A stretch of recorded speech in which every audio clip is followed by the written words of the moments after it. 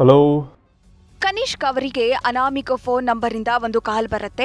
ಬ್ಯಾಂಕ್ನಿಂದ ಕರೆ ಮಾಡ್ತಿದ್ದೇನೆ ಎಂದು ಕರೆ ಮಾಡಿದವನು ಹೇಳ್ತಾನೆ, ನಿಮ್ಮ KYC ಡೀಟೇಲ್ ಸಬ್ಮಿಟ್ ಮಾಡಿ, ಇಲ್ಲವಾದರೆ ನಿಮ್ಮ ಬ್ಯಾಂಕ್ ಅಕೌಂಟ್ ಮತ್ತು ಕ್ರೆಡಿಟ್ ಕಾರ್ಡ್ ಬ್ಲಾಕ್ ಆಗುತ್ತೆ ಎಂದು ಆತ ಹೇಳ್ತಾನೆ. ತನ್ನ ಎಲ್ಲ ವಿವರಗಳು, date of birth, account number ಮತ್ತು ಡೆಬಿಟ್ ಕಾರ್ಡ್ ನಂಬರನ್ನು ಕನಿಷ್ಕ್ ಕೊಡ್ತಾರೆ. ಕನಿಷ್ಕ್ ಅವರ ಸ್ನೇಹಿತ ಈ ಮಾತುಗಳನ್ನ ಕೇಳಿಸಿಕೊಳ್ತಿದ್ದ. ಯಾರ ಜೊತೆಗೆ ಮಾತನಾಡ್ತಿದ್ದೀರಿ ಅಂತ ಕೇಳ್ದ. ಬ್ಯಾಂಕ್ನವರು ಕಾಲ್ ಮಾಡಿದ್ರು ಎಂದು ಕನಿಷ್ಕ್ ಹೇಳ್ತಾನೆ. ಇದನ್ನ ಕೇಳಿಸಿಕೊಂಡ ಆಕಾಶ್ ಕನಿಷ್ಕ್ ಅವರಿಂದ ಫೋನ್ ತೆಗೆದುಕೊಂಡು ನೋಡಿ ಕಾಲ್ ಡಿಸ್ಕನೆಕ್ಟ್ ಮಾಡ್ತಾನೆ. ಇಂತಹ ಡೀಟೇಲ್ಗಳನ್ನೆಲ್ಲ ಕಾಲ್ ಮಾಡಿದಾಗ ಬ್ಯಾಂಕ್ ಯಾವತ್ತೂ ಕೇಳೋದಿಲ್ಲ ಎಂದು ಕನಿಷ್ಕ್ ಬಳಿ ಆಕಾಶ್ ಹೇಳ್ತಾರೆ.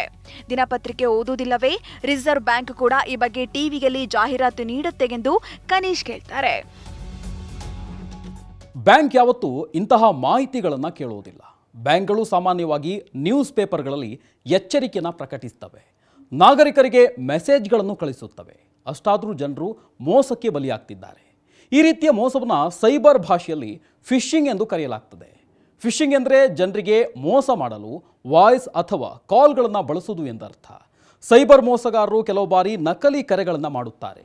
ಗ್ರಾಹಕರ KYC ವಿವರಗಳನ್ನು ಕೇಳುತ್ತಾರೆ. ಕೆಲವು ಬಾರಿ ಆನ್ಲೈನ್ ಜಾಬ್ಗಳನ್ನು ನೀಡುತ್ತೇವೆ ಎಂಬ ಹೆಸರಿನಲ್ಲೂ ಕರೆಯನ್ನು ಮಾಡ್ತಾರೆ. ವಿವಿಧ ರೀತಿಯಲ್ಲಿ ಅವರು ಜನರಿಗೆ ಮೋಸವನ್ನು ಮಾಡ್ತಾರೆ. ಮೋಸ ಮಾಡುವ ನೂರಾರು ವಿಧಾನಗಳಿವೆ. ನೂರಾರು ವಿಧಾನಗಳಲ್ಲಿ ನೀವು ಮೋಸ ಹೋಗ್ಬೋದು. ದೆಹಲಿ ಪೊಲೀಸರ ಪ್ರಕಾರ ಆನ್ಲೈನ್ ಜಾಬ್ ಸ್ಕ್ಯಾಮ್ಗಳು ಮತ್ತು ಫ್ರಾಡ್ ಕಾಲ್ಗಳ ಬಗ್ಗೆ ಕಳೆದ ವರ್ಷಕ್ಕೆ ಹೋಲಿಸಿದರೆ 2023ರಲ್ಲಿ ಭಾರೀ ಏರಿಕೆ ಕಂಡುಬಂದಿದೆ. ಈ ವರ್ಷದ ಆಗಸ್ಟ್ವರೆಗೆ ಆನ್ಲೈನ್ ಜಾಬ್ ಫ್ರಾಡ್ಗಳ ಬಗ್ಗೆ ದಾಖಲಾದ ದೂರಿನಲ್ಲಿ 84% ಏರಿಕೆಯಾಗಿದ್ದು, ಫೇಕ್ ಕಾಲ್ಗಳ ಬಗ್ಗೆ ದೂರುಗಳ ಸಂಖ್ಯೆಯಲ್ಲಿ 52% ಏರಿಕೆಯಾಗಿದೆ. ಪೊಲೀಸರ ಪ್ರಕಾರ ಸಮಯ ಕಳೆದಂತೆ ಸೈಬರ್ ಮೋಸಗಾರರು ತಮ್ಮ ವಿಧಾನಗಳನ್ನು ಬದಲಿಸಿಕೊಳ್ತಿದ್ದಾರೆ. ಈ ಹಿಂದೆ ಉದ್ಯೋಗದ ಹೆಸರಿನಲ್ಲಿ ಜನರಿಗೆ ಮೋಸ ಮಾಡ್ತಿದ್ರು. ನೋಂದಣಿಗೆ ಮತ್ತು ಇತರ ಕಾರಣಗಳಿಗೆ ಅವರು ಹಣ ಪಡೆಯುತ್ತಿದ್ರು. ಆದರೆ ಈಗ ಡೇಟಾ ಎಂಟ್ರಿ ಮತ್ತು ವರ್ಕ್ ಫ್ರಮ್ ಹೋಮ್ನಂತಹ ಬೇಸಿಕ್ ಕೆಲಸಗಳನ್ನ ಕೊಡುವ ಹೆಸರಿನಲ್ಲಿ ಜನರಿಂದ ಹಣ ಪೀಕ್ತಿದ್ದಾರೆ. ಸೋಷಿಯಲ್ ಮೀಡಿಯಾ ಪ್ರೊಫೈಲ್ಗಳನ್ನ ಕ್ರಿಯೇಟ್ ಮಾಡುವಂತಹ ಸರಳ ಕೆಲಸಗಳನ್ನ ಅವರು ಕೊಡ್ತಾರೆ. ಆದರೆ ಇದರಲ್ಲಿ ಮಾಲ್ವೇರ್ ಇರುತ್ತೆ, ಡೇಟಾ ಕಳ್ಳತನ ಮಾಡುವ ಅಪಾಯಗಳು ಇರುತ್ತವೆ. ಇದರ ಜೊತೆಗೆ ಇವರು ಇನ್ಸ್ಟಾಲ್ ಮಾಡಿ ಎಂದು ಹೇಳುವ ಆ್ಯಪ್ಗಳಲ್ಲಿ ಬ್ಲೈಂಡ್ ಅಡ್ವರ್ಟೈಸ್ಮೆಂಟ್ಗಳು ರನ್ ಆಗ್ತಿರುತ್ತವೆ. ಆನ್ಲೈನ್ ಸರ್ವೆ ಸೈಟ್ಗಳ ಮೂಲಕವೂ ಮೋಸ ನಡೆಯುತ್ತವೆ. ನಕಲಿ ಸೈಟ್ಗಳನ್ನ ಮಾಡಿಕೊಂಡು ಜನರನ್ನ ಆಕರ್ಷಿಸಲಾಗುತ್ತೆ. ಐಷಾರಾಮಿ ಉಡುಗೊರೆಗಳು, ರಜೆ ಪ್ಯಾಕೇಜ್ಗಳು ಅಥವಾ ಹೆಚ್ಚು ಹಣ ನೀಡುವ ಹೆಸರಿನಲ್ಲಿ ರಿವ್ಯೂ ಪಡೆದುಕೊಳ್ಳುತ್ತವೆ. ಜನರನ್ನ ಮೋಸ ಮಾಡಿ ಹೇಳ ಹೆಸರಿಲ್ಲದಂತೆ ಮೋಸಗಾರರು ಓಡಿ ಹೋಗ್ತಾರೆ. 2 ರೀತಿಯ ಫ್ರಾಡ್ ಕಾಲ್ಗಳನ್ನ ಮಾಡಲಾಗುತ್ತೆ. ವಾಯ್ಸ್ ಫಿಶಿಂಗ್ ಸ್ಕ್ಯಾಮ್ನಲ್ಲಿ ಇನ್ಬೌಂಡ್ ಮತ್ತು ಔಟ್ಬೌಂಡ್ ಸ್ಕ್ಯಾಮ್ಗಳಿರುತ್ತವೆ. ಔಟ್ಬೌಂಡ್ ಸ್ಕ್ಯಾಮ್ಗಳಲ್ಲಿ ಸೈಬರ್ ಕ್ರಿಮಿನಲ್ಗಳು ವಿದೇಶಿಗರನ್ನ ಟಾರ್ಗೆಟ್ ಮಾಡ್ತವೆ. ಇನ್ನು ಇನ್ಬೌಂಡ್ ಸ್ಕ್ಯಾಮ್ಗಳು ದೇಶದ ವಿವಿಧ ರಾಜ್ಯಗಳ ಜನರನ್ನ ಟಾರ್ಗೆಟ್ ಮಾಡಲಾಗುತ್ತೆ. 2022ರಲ್ಲಿ ಇಂತಹ ಮೋಸಗಳ ಬಗ್ಗೆ ಸುಮಾರು 3800 ದೂರುಗಳನ್ನ ಸಲ್ಲಿಸಲಾಗಿದೆ.